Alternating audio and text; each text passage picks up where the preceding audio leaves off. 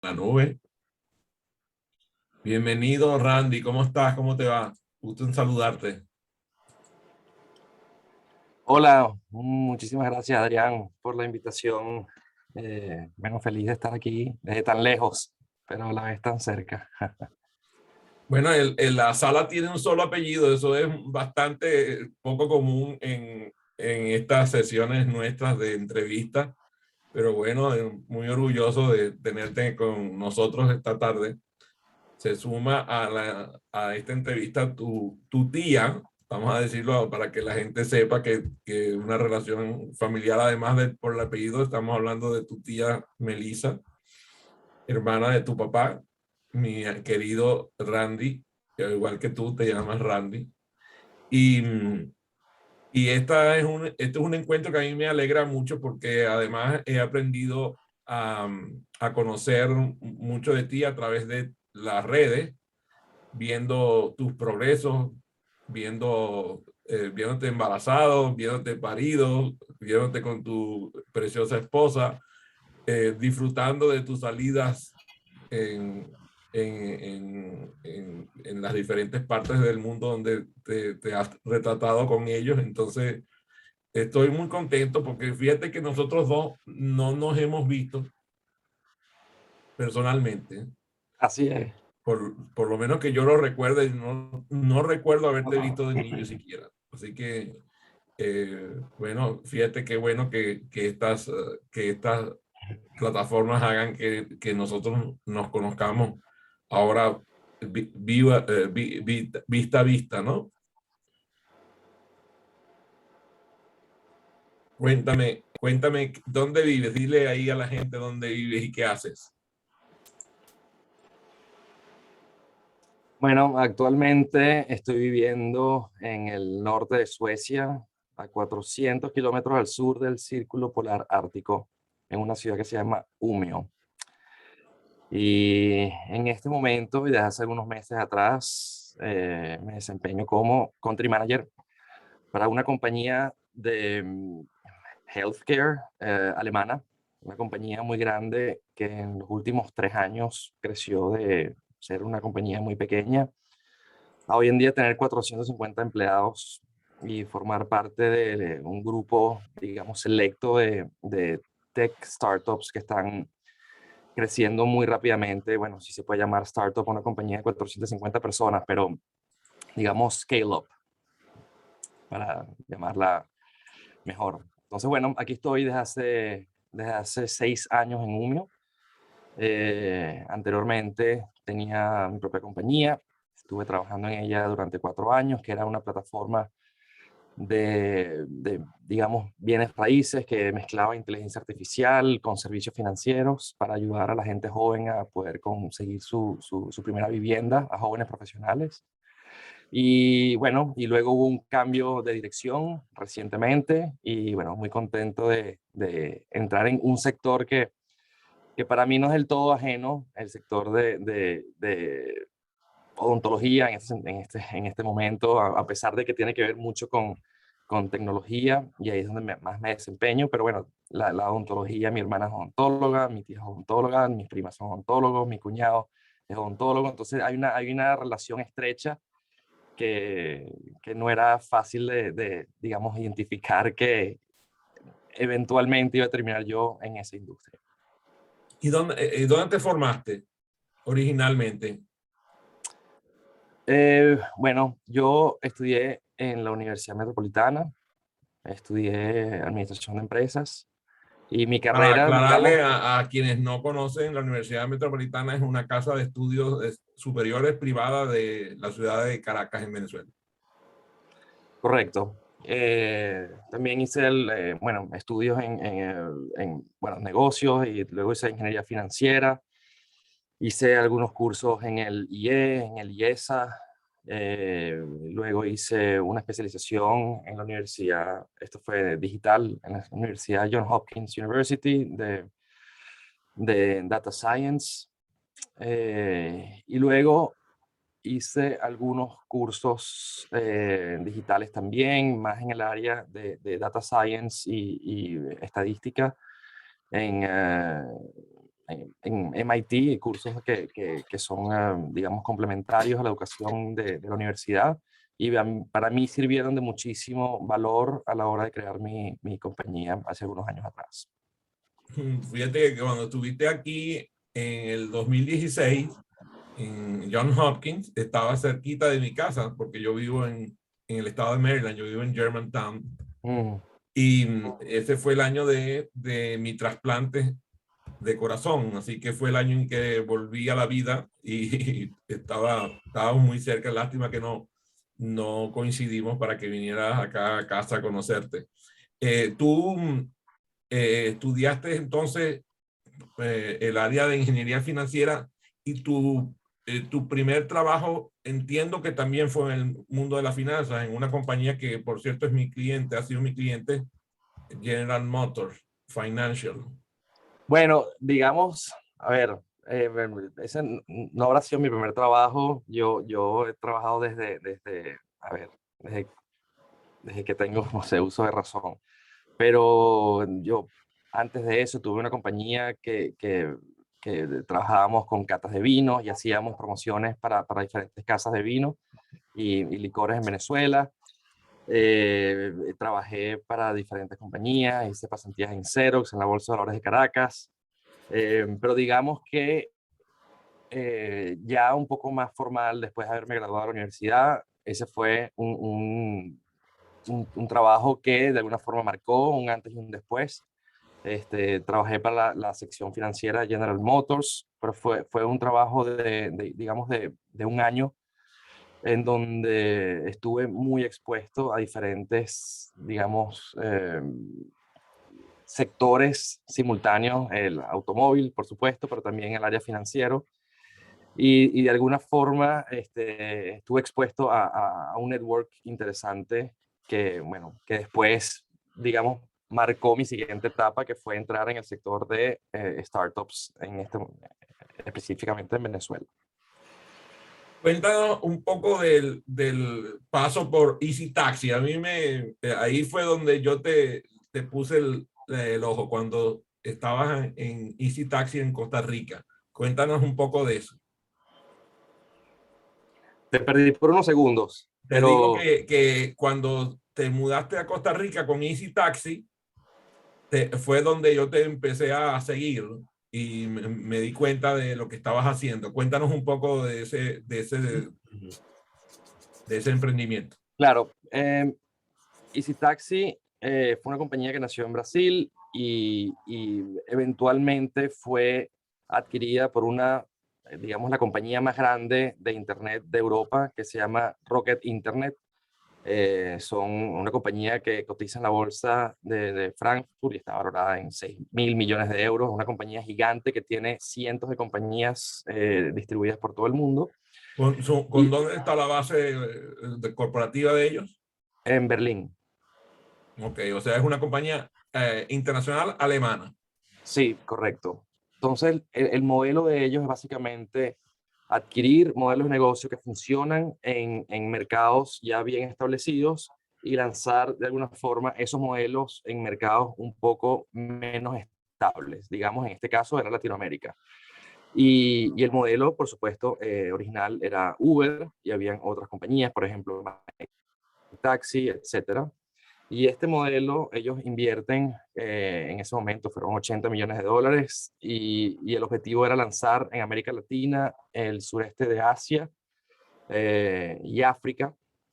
Y en total sumamos 33 países y yo fui, bueno, country manager para Venezuela. Fue mi primer, digamos, trabajo que estaba directamente expuesto a una startup, pero al mismo tiempo soportado por una mega compañía en donde el know-how que se adquiría durante ese tiempo que trabajé ahí fue extremadamente valioso.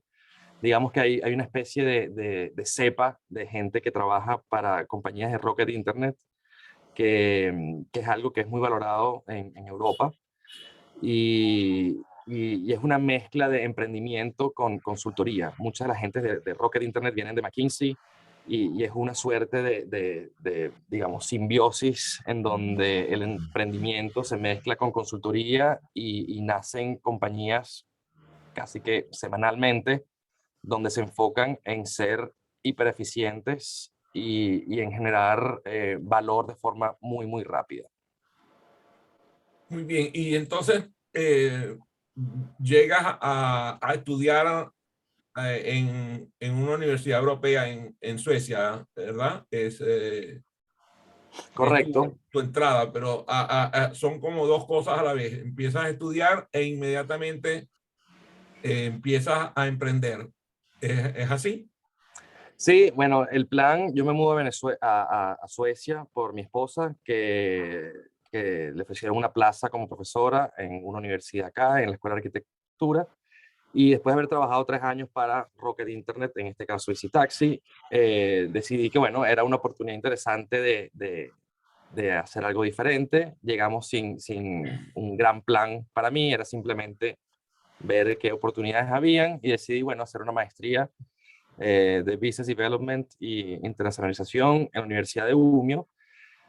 Sin embargo, apenas llego para acá, tenía 6 meses antes de que empezaran las clases y mi enfoque fue, bueno, aprender lo máximo posible. Y como ya venía de hacer el diplomado en ingeniería financiera, le agarré, digamos, el gusto a la estadística al punto tal que decidí entrar más allá y empezar a entender más sobre inteligencia artificial, machine learning y las posibilidades que existían en diferentes sectores. En ese momento nosotros estábamos buscando mudarnos de propiedad y decidí utilizar lo que estaba aprendiendo en el curso de Johns Hopkins University y MIT y crear un propio algoritmo en el que me ayudara a mí a conseguir una propiedad que, que me, que me, que, bueno, que fuera afín a mis gustos, a mis necesidades, sin yo ni siquiera tener conocimientos del mercado. Entonces era una forma de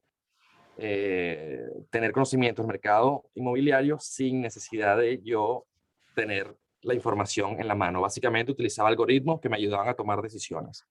Y así fue como comenzó mi compañía.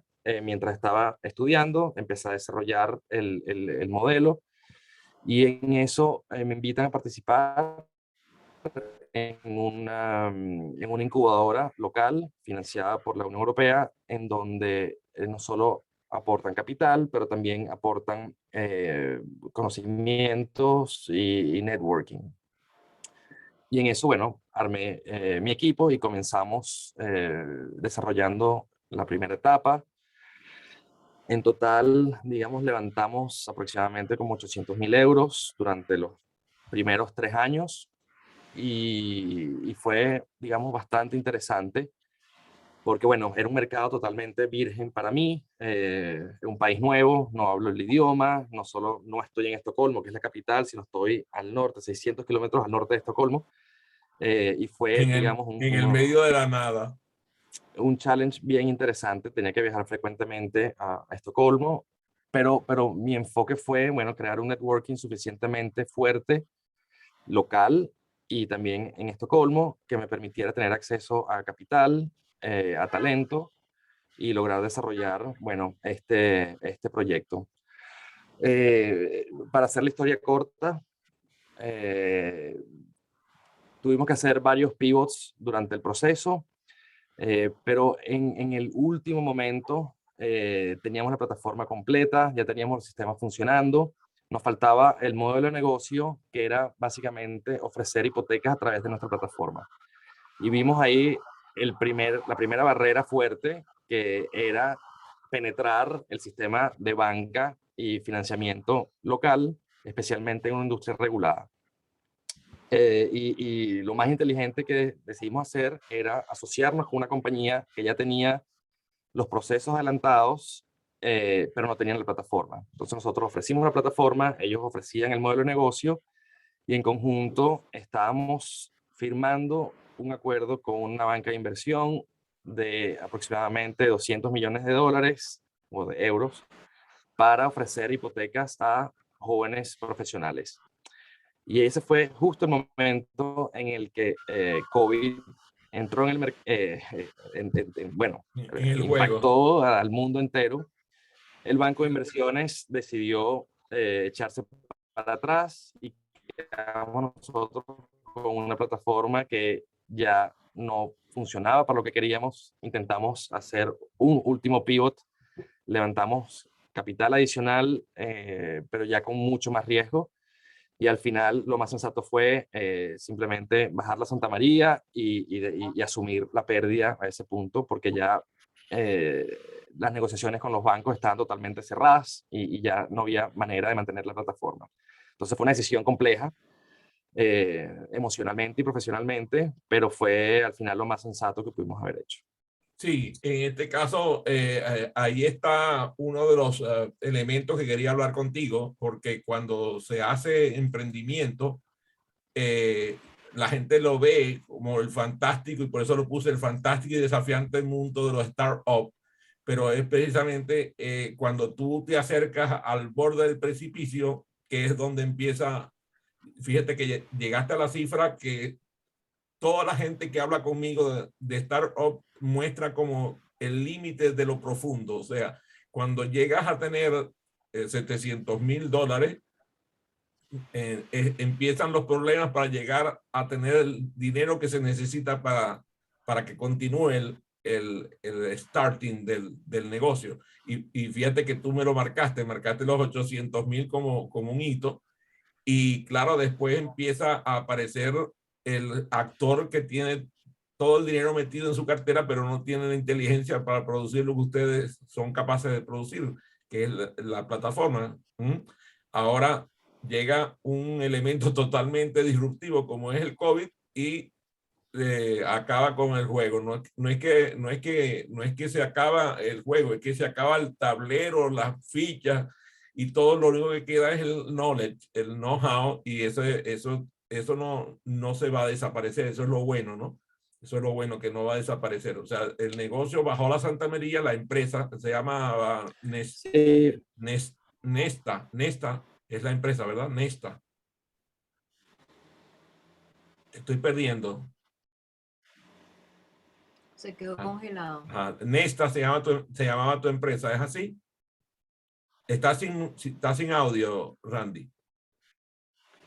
Aquí estoy, ajá. Se llamaba Nesta tu compañía, ¿es correcto? Oye, se ve que Sí, correcto. parece que Suecia también a veces tiene problemas de señal, ¿verdad, Melissa? No solamente Caracas, sino Suecia también tiene problemas de señal. No, ya debe estar mejor. Estaba conectado a un Wi-Fi de la planta baja, pero ya va a funcionar mejor.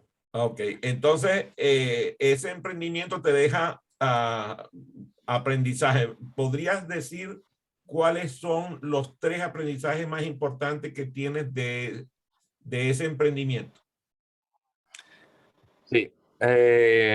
Esto, a ver, después de haber pasado por eso, tuve un momento de, digamos, 6 meses donde fue básicamente de reflexión profunda y entender qué era lo que había pasado y qué podía aprender. Entonces, digamos que lo primero es que la mejor forma de financiar un negocio no es a través de inversionistas, sino a través de un invoice.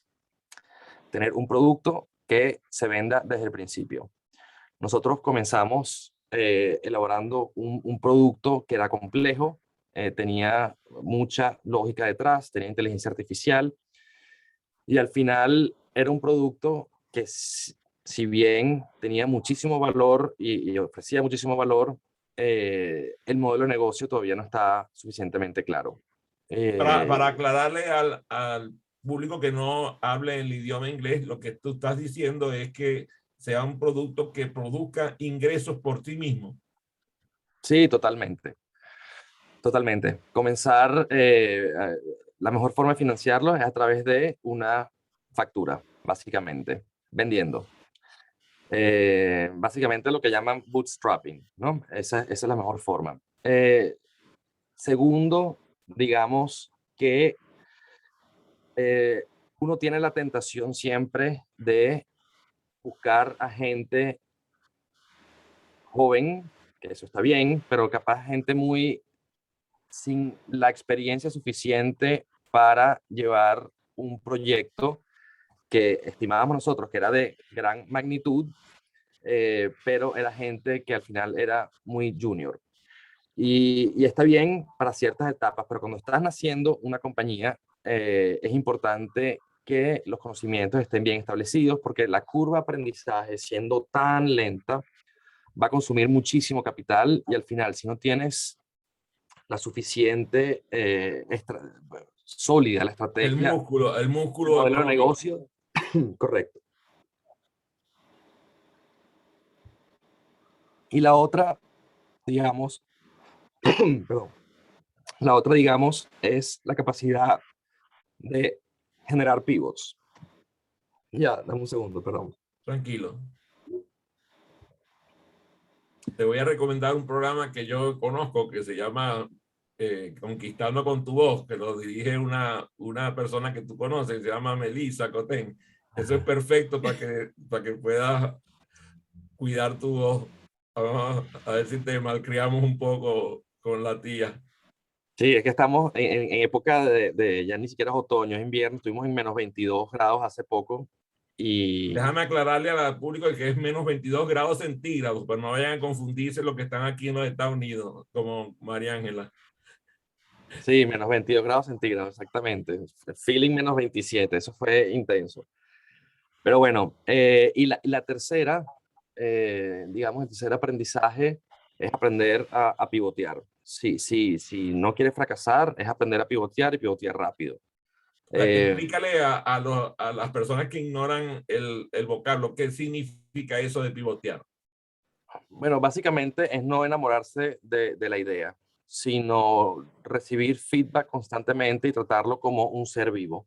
Es lanzar a través de una hipótesis e ir midiendo cómo es la respuesta y la aceptación del público, específicamente en ventas. Si no se vende, entender por qué no se vende y buscar la forma de adaptarte a la necesidad del cliente desde muy temprano.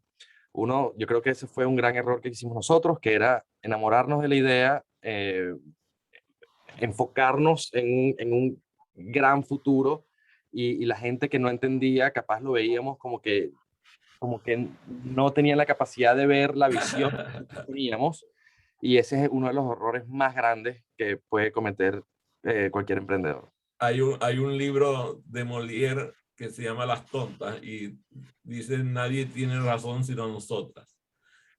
Nosotros somos los que sabemos, los demás no saben, por eso no entienden, ¿no? Lo que pasa es que tienes que aprender a comunicarte y hacer las cosas que tienen que hacerse para que el otro eh, demuestre lo que tiene para decirte.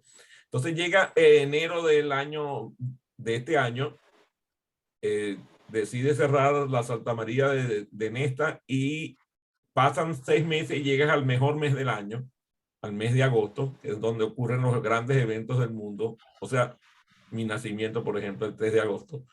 Y entonces te vas a esta nueva empresa que tiene un nombre muy agradable, Doctor Sonrisa, Doctor Smile. Por cierto que también Doctor Sonrisa se le llama a Patch Adams por, por su, por su relación con los payasos de hospital.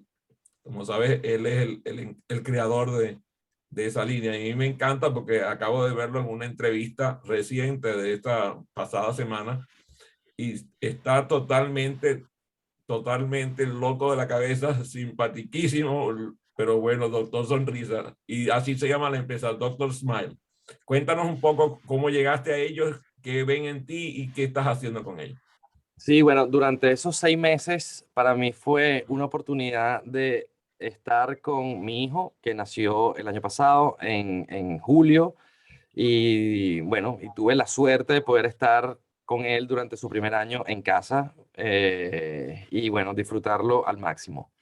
Entonces era una oportunidad de, no estaba desesperado por buscar un trabajo, estaba en un momento donde estaba disfrutando mucho estar en casa, estar con mi hijo y bueno, eventualmente me llega un correo de una compañía de reclutamiento que estaban buscando la figura de country manager para una compañía alemana en el sector de salud, específicamente en odontología.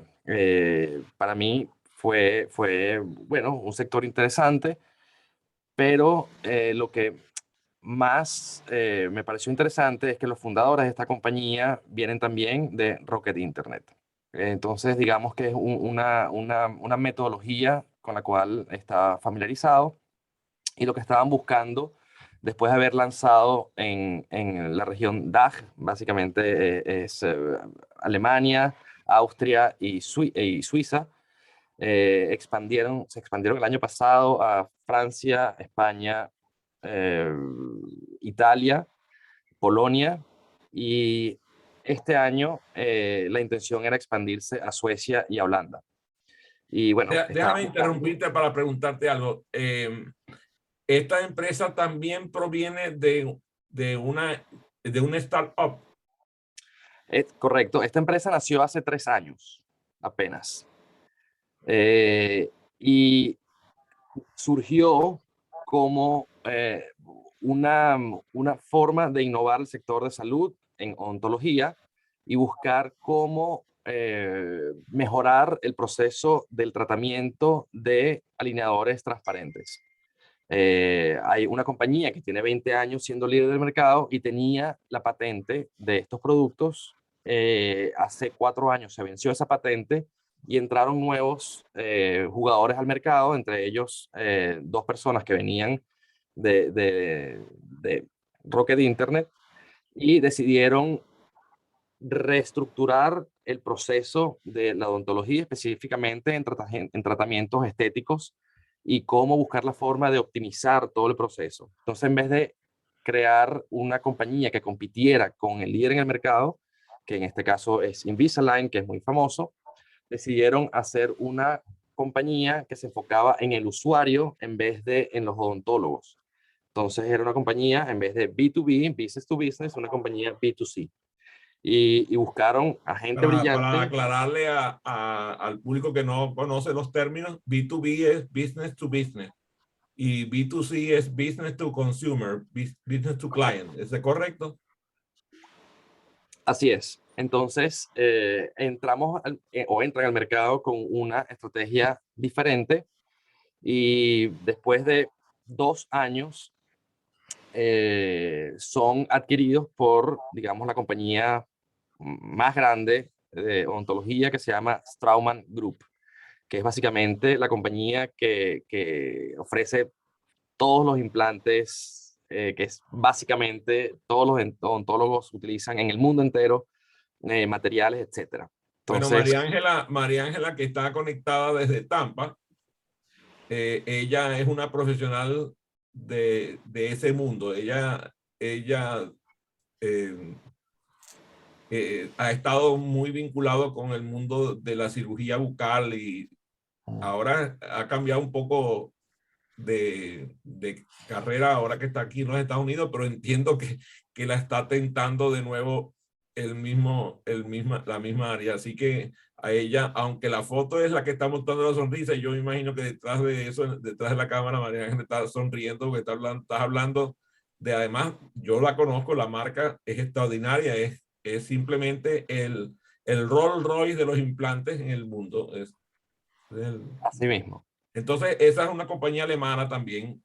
Es una compañía suiza que cotiza en Ok. bolsa, y tiene un pool de muchísimas empresas bajo digamos, su paraguas o marca paraguas. Ok. Y luego de que esta compañía es adquirida, es adquirida por Straumann Group, bueno, obviamente comienza un nivel de expansión muchísimo más agresivo en toda Europa. Y recientemente, digamos hace un mes, se firmó una nueva inversión de 30 millones de euros para expandir los mercados crecientes, en este caso, que son Italia, Francia, España, etcétera. Luego vienen Suecia y Holanda, que son 2 países donde se decidió entrar este año. Y bueno, ahí es donde me contactan a mí para comenzar la operación básicamente desde cero. Yo soy el primer empleado de Suecia, y comenzar la operación desde acá, desde contactar a los primeros odontólogos para crear los partnerships o las alianzas y comenzar a ofrecer los servicios localmente. O sea que esto es lo que llaman allá en Maracaibo los mangos bajitos, que esta gente encontró el mango bajito de Randy, que tenía la mentalidad emprendedora, y lo buscan para que emprenda un negocio nuevo en Suecia de una compañía que es la dueña, pero que al final necesitan una persona que tenga las distinciones que tú has podido adquirir durante estos años con esta experiencia que nos has relatado. ¿Es así?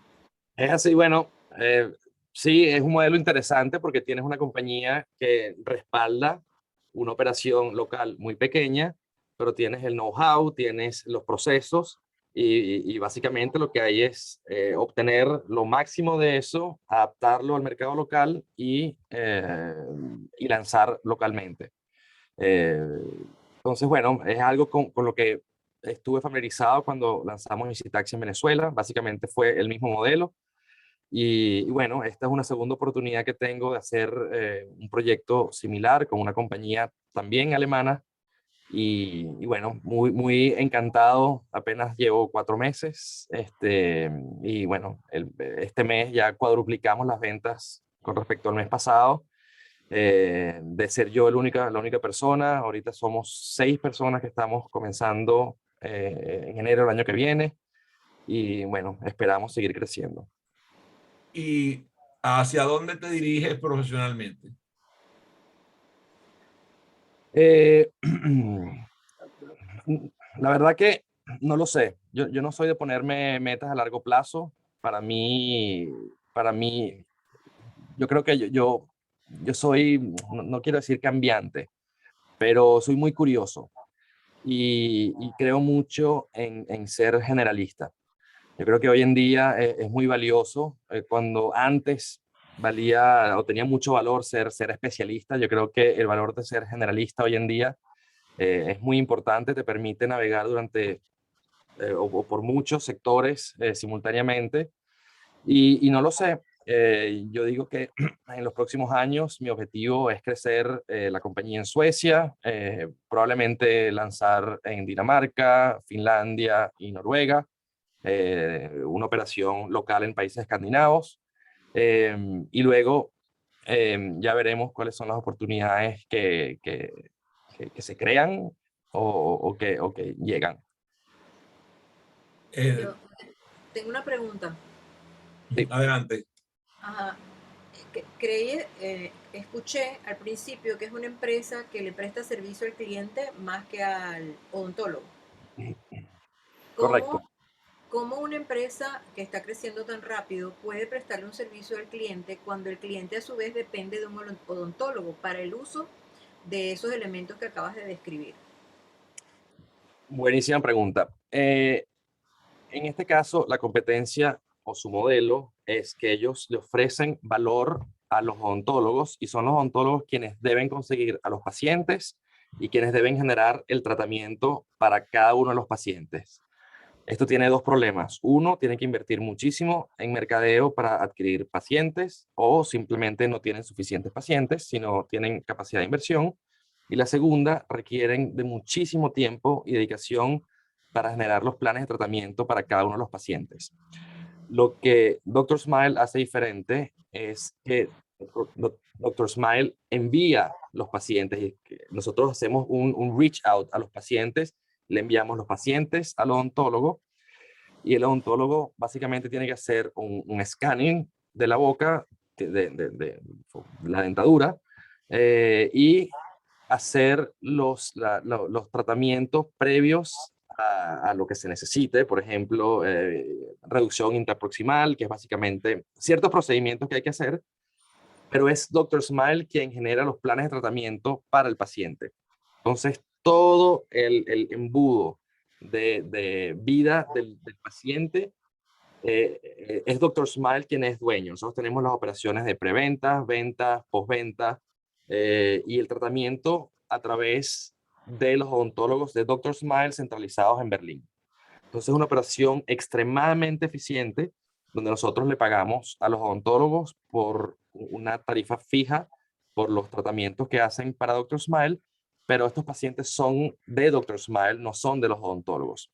Entonces, al final, los pacientes, los odontólogos pueden seguir teniendo sus pacientes sin necesidad de invertir demasiado tiempo y al final nosotros invertimos una gran cantidad de dinero en mercadeo y al final estos pacientes terminan siendo pacientes de las prácticas que son partners de nosotros. Si tienes una caries, es importante que la caries sea revisada y, digamos, curada antes de hacer un tratamiento de alineación invisible, porque podría empeorar.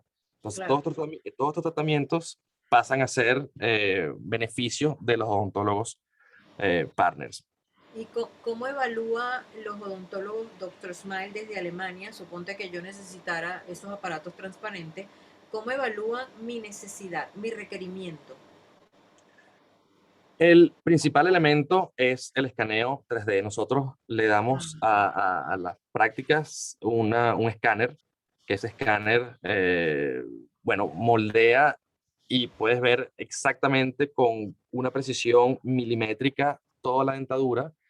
En base a ese escáner se generan modelos 3D en donde los odontólogos pueden precisar exactamente qué se necesita para un antes y un después. Entonces, dependiendo de los pasos que se necesiten para tener la dentadura del punto A al punto B, hay que hacer ciertas modificaciones que son todo computarizado.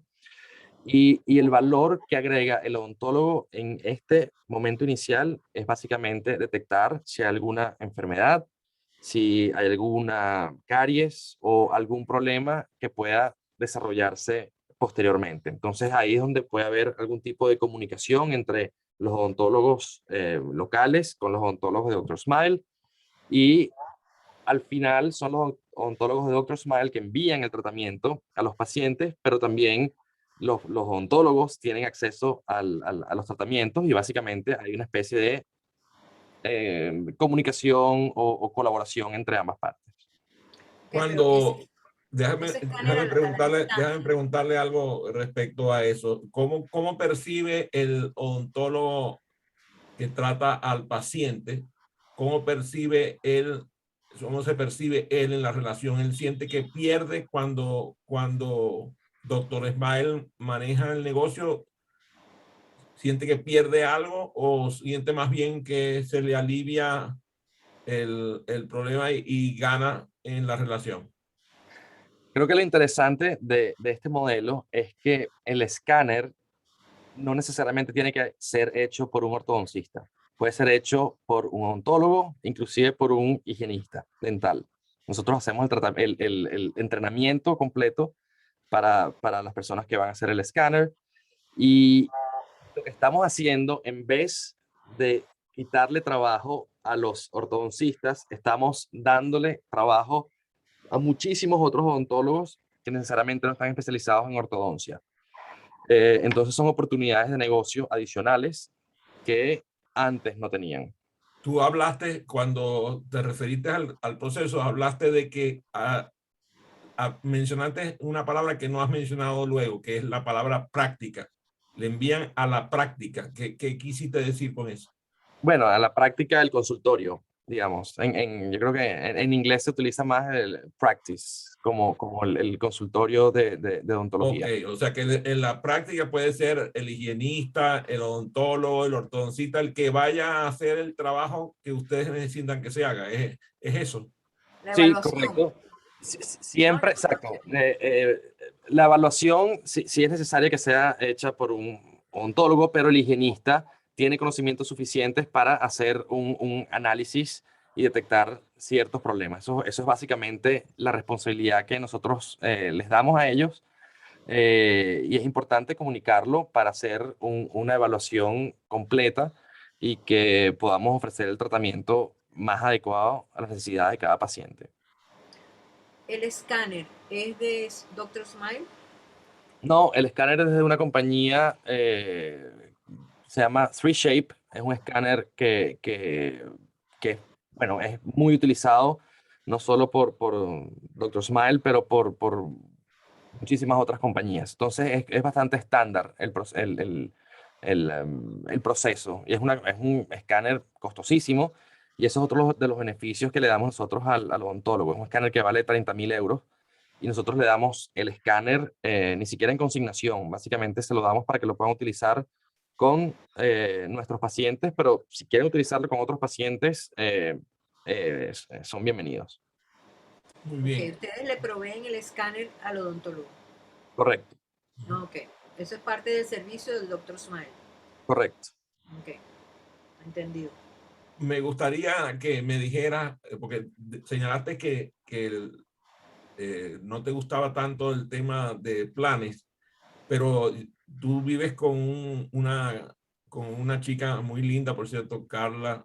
Carla es una mujer muy hermosa, me encanta. Y tu bebé es una preciosidad. La verdad que cada vez que lo veo nos enamoramos de él en la foto. Y Carla, ¿qué dice de tus planes? Carla me ha apoyado en todas las locuras que se me han ocurrido. eh, desde pasar de tener un trabajo en General Motors, una compañía súper estable, a decirle voy a comenzar en el sector de taxi, una compañía de startup que no tenemos ni oficina, no tenemos básicamente nada. Y ella apoyándome desde el principio. Lo mismo fue con mi emprendimiento, no tener salario por los primeros 2 años y medio, mientras estábamos en Suecia, un país costosísimo. El apoyo siempre estuvo ahí, y yo creo que en el futuro eso no cambiará. Y yo creo que ella ha sido parte fundamental de este proceso. Entonces, no dudo que en el futuro nos apoyemos, y yo creo que eso ha sido parte fundamental de nuestro desarrollo personal, de pareja, y como proyecto de familia también. Cuando las personas jóvenes escuchen este programa, me gustaría que recibieran de ti algunas recomendaciones al decidirse a emprender, a, a meterse en ese mundo que yo llamé fantástico y desafiante de los startups. Daré 3 recomendaciones. Eh, yo creo que, déjame ver cómo resumo esto, porque esto es algo que yo he venido investigando mucho en los últimos, digamos, 2 años, que es, es quiénes son exitosos y cuáles son las razones del éxito para mucha gente. Y esto es una pregunta que obviamente todo el mundo trata de responder, pero hace 2 años yo di con un paper de investigación de un grupo italiano que decía que el éxito básicamente está definido por la suerte. Y a mí eso me quedó marcado, porque como emprendedor uno no espera que tu futuro sea echado a la suerte. Uno quiere tener algún tipo de control sobre el futuro. Y cuando leo el paper, y lo he leído varias veces, lo que ellos básicamente dicen es que si las habilidades humanas están distribuidas de una forma con la curva normal, ¿cómo es posible que el éxito, si lo definimos por riqueza, está distribuido en una distribución de Pareto, 80-20? Y cuando ellos modelan estos escenarios, se dan cuenta que el randomness o la aleatoriedad juega un rol fundamental en este cambio de distribución. Pero a mí yo entendí el paper, pero me quedó mucho ruido en la cabeza.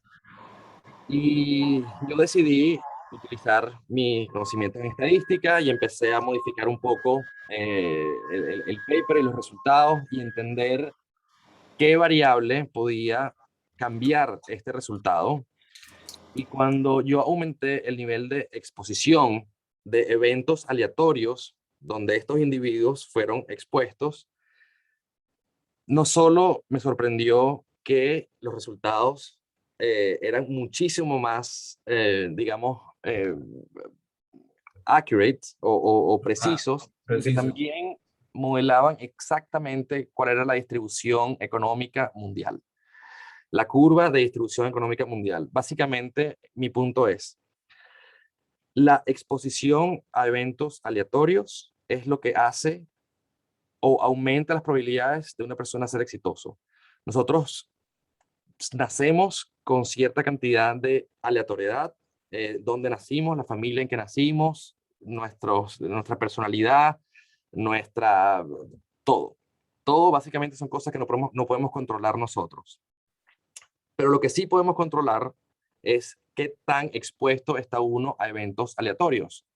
Y es ahí donde creo yo que reside el secreto del éxito, exponerse al máximo. Uno puede tener todas las cualidades que uno pueda tener para ser exitoso, pero si uno se queda encerrado en su casa, no te expones a eventos aleatorios que pueden ser positivos para tu desarrollo.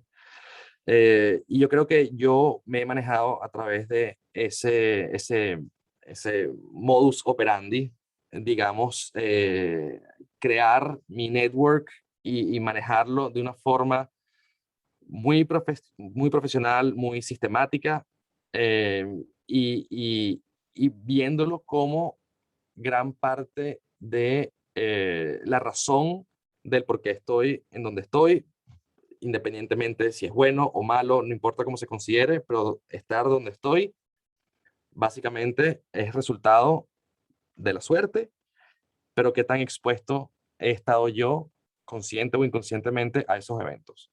Entonces, si yo le tengo que dar un consejo a gente joven, es expónganse a eventos aleatorios. Eso quiere decir, hablen con la mayor cantidad de gente posible. En ese intercambio de ideas va a salir todo.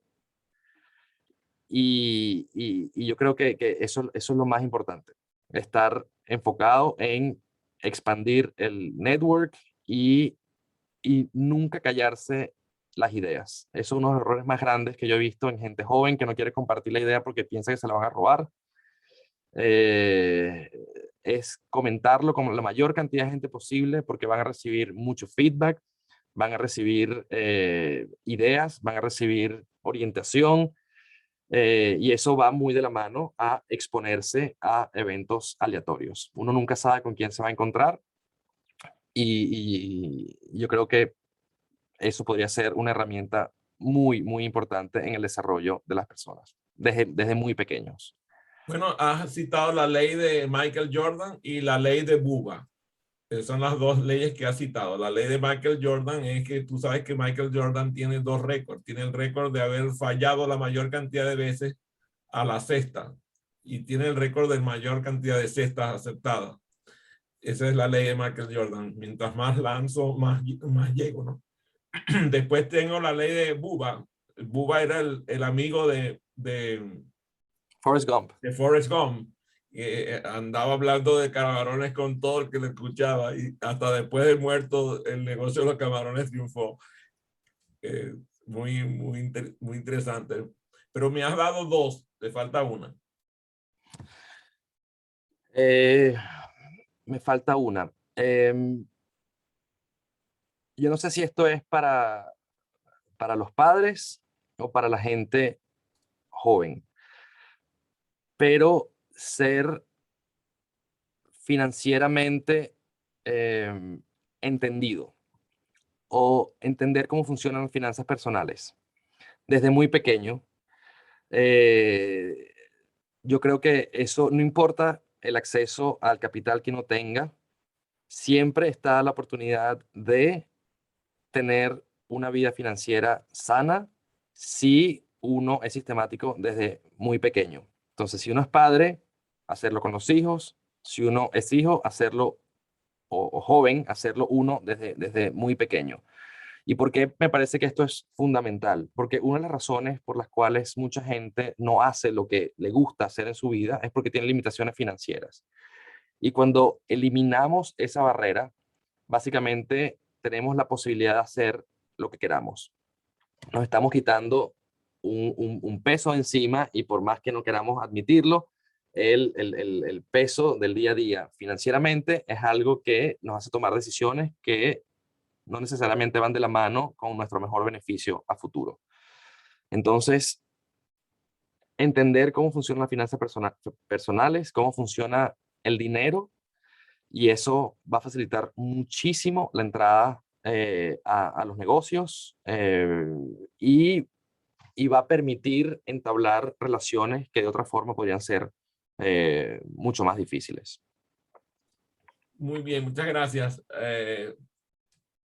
Estoy muy satisfecho de haber tenido esta conversación contigo. Te agradezco muchísimo la oportunidad de haber conversado. Por cierto que cuando a mí se me vino la idea de tener estas sesiones de entrevistas que hago todos los jueves y viernes, lo hice con la finalidad de lo que tú acabas de decir, de rebotar ideas con gente de diferentes áreas del saber, áreas del conocimiento, y prácticamente en los pasados años han pasado por esta entrevista gente de todas las categorías que te puedes imaginar, y los resultados son eso que tú estás diciendo, que muchas veces he sido yo el que he sido beneficiado por la idea del entrevistado, pero normalmente me llegan son las noticias de las personas que vieron el programa, que lo vieron por las diferentes redes y que terminan aprendiendo de gente como tú que tiene una historia que decir. Así que no me queda otra que enviarle la bendición a nuestro querido baby para que siga con esos padres maravillosos y que pasen, por cierto, unas navidades muy felices llenas de frío. Tú estás más cerca de Santa Claus de lo que estamos nosotros, pero bueno. Así es. Bueno, ¿no? Ir a visitar, estoy en camino a Venezuela el 22, así que Dios mediante todo funcione con las situaciones como están ahora, pero bueno, ese es el plan. Un poquito de calor durante las Navidades y bueno, muy agradecido por la invitación. Teníamos pendiente esta charla hace muchísimo tiempo y me alegra que, bueno, que al final la hayamos Y logrado. mira con quién se sumó a la entrevista. Bueno, invitados de lujo. Así es. Bueno, que tengan una feliz tarde. Te tengo la grabación para despedirnos. Gracias, Adrián. Chao, tía. Un abrazo.